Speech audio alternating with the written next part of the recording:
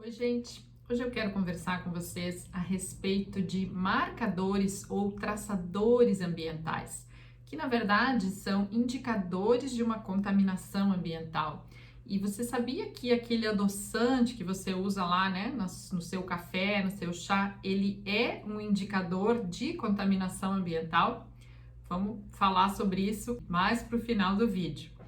Vamos começar então falando, né, de uma forma geral desses marcadores ambientais.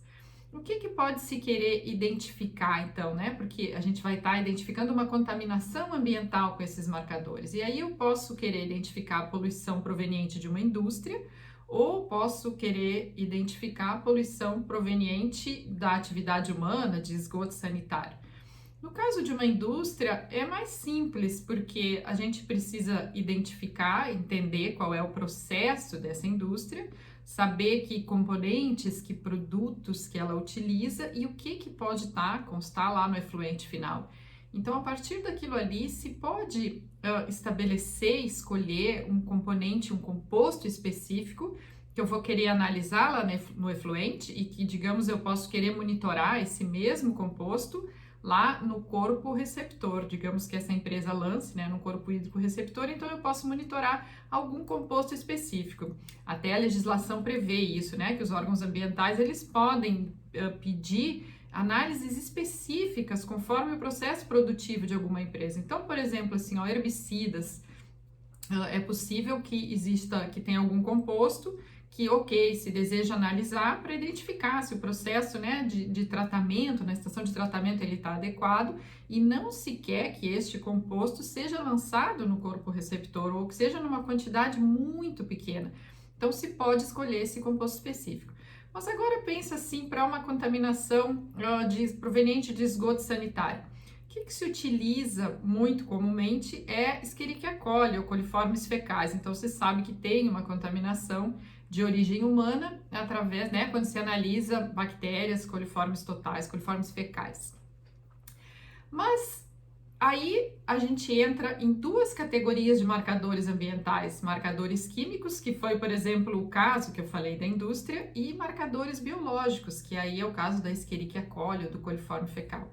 E se eu quisesse ter um marcador químico para determinar uma contaminação por esgoto sanitário?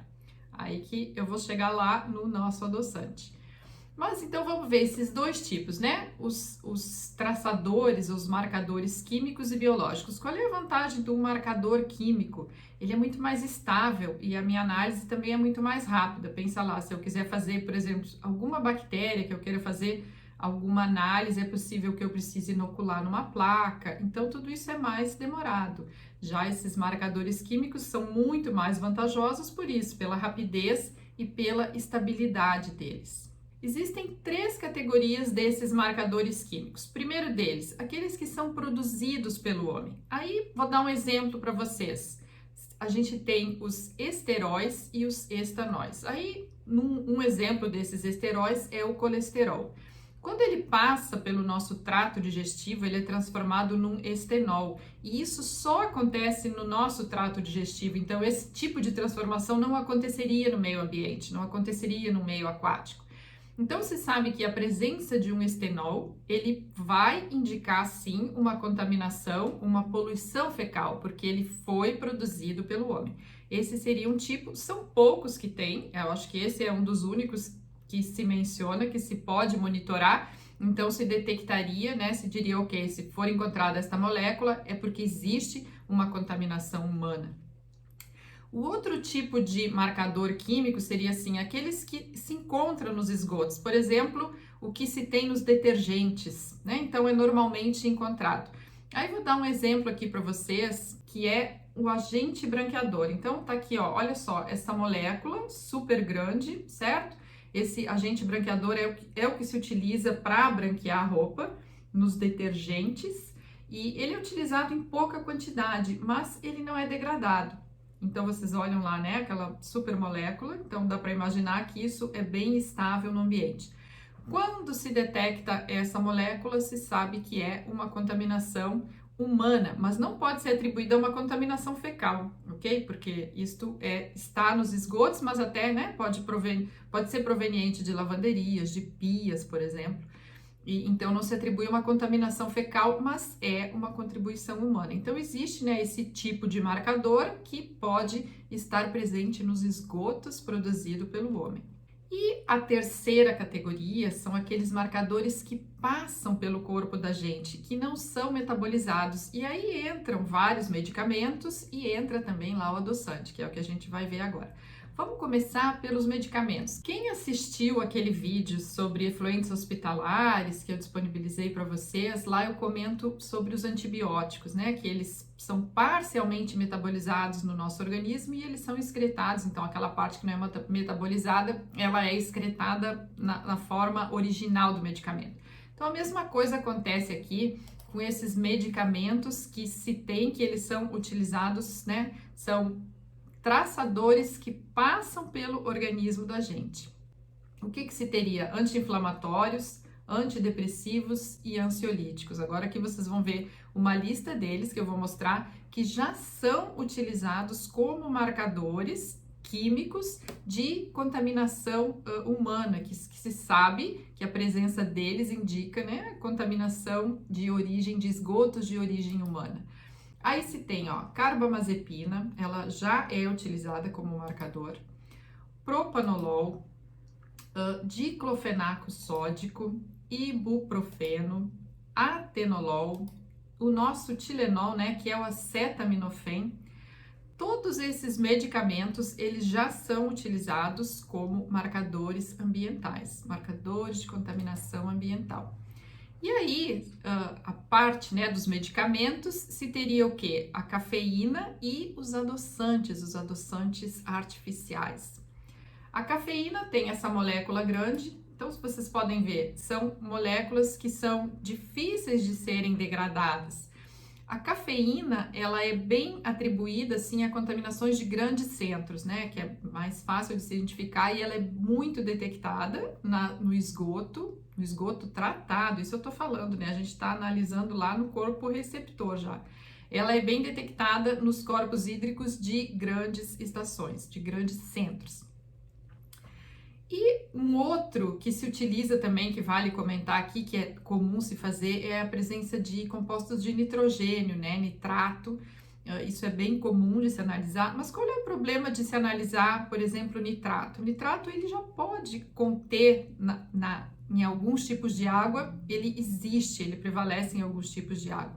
Então, o nitrato não é só proveniente da contaminação, né, dos esgotos sanitários. Outra coisa é que ele pode se degradar, ele pode se transformar conforme o meio que ele está, se ele passa lá para um meio anóxico, anaeróbio, tem matéria orgânica, ele pode ser transformado a nitrogênio, ele vai ser removido, então ele não é um composto estável. Se costuma também assim estabelecer, quando se analisa amônia, nitrato, se atribui se o grau de a idade de um esgoto. Então, se é um esgoto muito recente, se teria um maior teor de amônia, se já tem mais nitrato, seria um esgoto que já foi processado, que já é um esgoto mais antigo. Outra coisa também que acontece é que amônia e compostos de nitrogênio, eles também estão presentes em fertilizantes, então não é só uma contaminação humana. Então vocês já estão entendendo quais são as características necessárias para um marcador químico, né, um marcador ambiental. Então, eu não posso atribuir numa área que é extremamente agrícola, provavelmente eu vou ter nitratos, eu vou ter nitrogênio, que ele é oriundo, né, desses fertilizantes. E é diferente, então eu não posso dizer que isso é uma contaminação de esgoto sanitário. Aí, então, o nitrogênio já é mais complicado. Já a cafeína não, a cafeína já é bem mais atribuída aos grandes centros. E agora, vamos ver os adoçantes. Quais são os adoçantes que já são utilizados como marcadores ambientais? Aí se tem a sucralose, o ciclamato e o acesulfame. O que acontece com esses adoçantes? Por que eles podem ser utilizados como marcadores ambientais? Primeiro, eles não acontece nada no nosso organismo quando a gente consome eles. Eles passam intactos, eles não são metabolizados. Quando esses adoçantes quando eles foram aprovados, né, pela Food and Drug Administration, e eles não foi nenhum estudo ambiental foi avaliado, porque eles foram considerados inócuos, ou seja, eles não reagem. Mas acontece que eles são moléculas que persistem no ambiente. E essas coisas só vão, daqui talvez alguns anos, vá se começar a ver alguma mudança que está ocorrendo na cadeia alimentar em função da presença desses compostos agora no meio aquático. Quais são as características, então? Por que esses adoçantes, eles são super bons, digamos, né? Como um marcador ambiental. Eles são recalcitrantes, eles são persistentes. O que acontece? Uma estação de tratamento, ela remove de 5 a 20% desses adoçantes. Não remove mais, estou falando um processo comum, tratamento secundário, como um lodo ativado, um processo anaeróbio. Então, remove de 5 a 20%. Tem alguns estudos que mostraram que sim, que pode remover até 50%, mas aí foram meios de cultura já que foram adaptados a consumir, porque isso se sabe também, né? Com o tempo, as bactérias elas se adaptam facilmente, então se pode estabelecer um meio de cultura que vá consumir aquele determinado composto. Mas por que isso não acontece lá na estação? Porque a concentração que está se falando é muito pequena, então não chega a desenvolver uma cultura bacteriana para consumir aquilo, porque as outras predominam. Esse composto aqui está se falando em nanogramas, em microgramas por litro, certo? Então são quantidades muito pequenas. Por isso que são poluentes que se chamam emergentes, que é a mesma coisa, né, que todos os medicamentos, esse adoçante agora é considerado sim um poluente emergente, porque ele tem todas essas características, ele não se degrada e ele tem sido encontrado cada vez mais em todos os corpos hídricos. Teve um estudo que foi feito na Finlândia e eles avaliaram lá, eu acho que foram 12 rios diferentes, 12, né, de água superficial, e todos continham adoçantes, todos contaminados.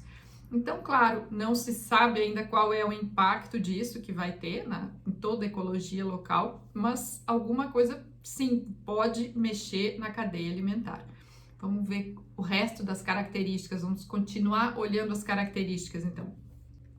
E super interessante porque tem alta solubilidade em água, baixa absorção no solo. Isso é outra coisa, porque se é alguma coisa que pode ser absorvida ou adsorvida no solo, já não tem como se medir. Então, significa o quê? Que ele lixivia. Então, certamente, se esse efluente ele é descartado no solo, provavelmente isso vai ser encontrado numa água subterrânea, no aquífero também, porque ele não é retido no solo. Então, o solo não atua como um filtro nesse caso. Ele é super solúvel em água e ele não fica retido no solo. Tem um método analítico super confiável, é de análise rápida e o limite de detecção é 50 nanogramas por litro. Olha só, super pequeno. Então essa também é uma característica que um marcador químico precisa ter, um limite de detecção muito baixo, porque a gente está olhando isso nessas concentrações aí, nanograma, micrograma já é bastante, né? E se a gente quisesse então estabelecer um marcador ambiental, um marcador químico, primeira coisa, um único marcador não é suficiente. Então, por exemplo, eu não poderia pegar só a cafeína e analisar e dizer assim, olha, isso é proveniente de uma contaminação humana. Não. Um marcador só não é adequado, sempre se trabalha com mais que um. E aí se poderia, então, nesse caso, né, misturar um marcador biológico com um marcador químico ou mais de um marcador químico. Então, por exemplo, eu pego adoçantes e eu pego um outro medicamento. Então, isso poderia me servir. Então, nunca utilizar um marcador só. E como é que eu vou identificar? Será que o mesmo marcador, a cafeína, por exemplo, eu poderia usar ela em qualquer local? Não. Talvez em algum local que não se consuma cafeína, eu não posso utilizar como marcador. O que eu preciso avaliar para determinar um marcador? A população local, quais são os hábitos, o que elas utilizam. Se for no caso um medicamento, tem que olhar quanto é o consumo desse medicamento. Então vamos ver lá o histórico de consumo daquele medicamento. Por exemplo, um antidepressivo. Alguma comunidade que utilize largamente um antidepressivo. Aquilo talvez possa servir como um marcador. E aí, toda atividade, se é uma zona rural, o que eu vou utilizar? Então, aí um medicamento talvez não vai ser suficiente, aí eu preciso olhar algum composto que está presente em fertilizantes ou em pesticidas, talvez. E toda a parte do clima, da hidrologia, do solo, o tipo de solo que eu tenho, tudo isso vai interferir na escolha do meu marcador. Se for no caso de uma comunidade que tem uma estação de tratamento de efluentes, qual é o tipo de processo que tem nessa estação? Eu preciso analisar lá esse composto na minha estação. E o que eu preciso identificar? Lá na estação, ele tem que ter uma concentração muito maior do que o que eu for detectar no ambiente. Então, eu preciso saber qual é o processo. Se é um processo, por exemplo, muito eficiente, que esse composto que eu utilizaria como marcador, ele é removido na ETE, já não serve para mim como marcador. E eu preciso entender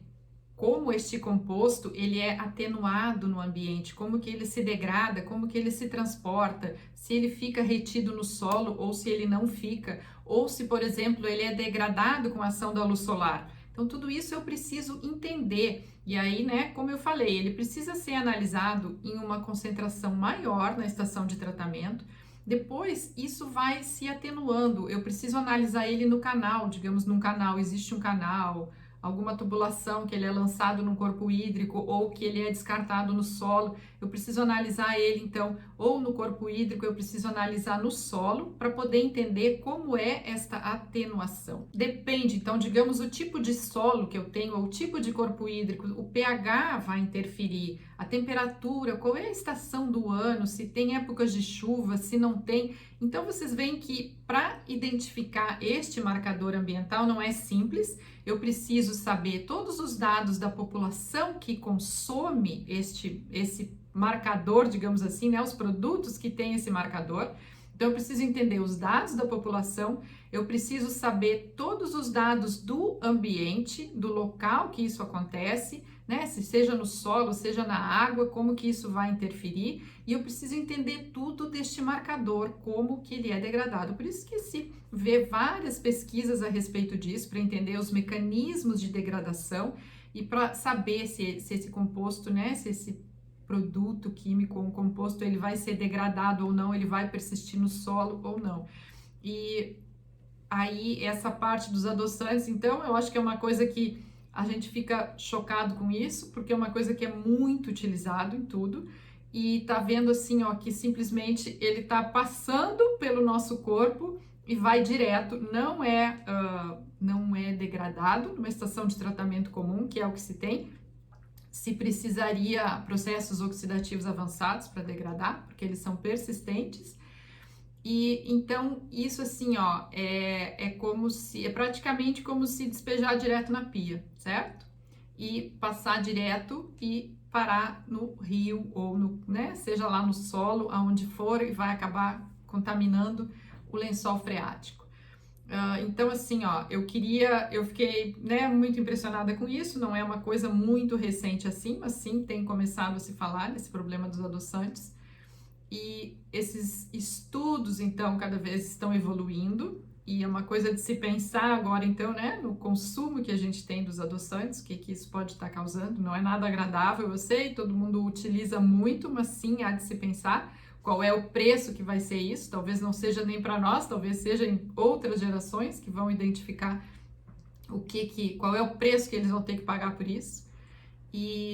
E aqui também eu aproveitei para comentar sobre esses marcadores ambientais, que se utiliza muito quando se faz estudos de impacto ambiental, se utiliza esses marcadores, se determina o que vai poder ser utilizado como um marcador quando se quer avaliar, quando se tem uma indústria nova. Então, ao longo dos anos, esse marcador ele vai sendo sempre monitorado para ver o que acontece, qual é o histórico dele, se ele aumenta no ambiente, o que está acontecendo. E também para se identificar a origem da poluição, da onde que está vindo, qual é o grau de contaminação dos corpos receptores. Se você tem mais alguma sugestão para me dar a respeito disso, ou se você quer sugerir algum tópico que seja conversado aqui nesses vídeos, manda para mim.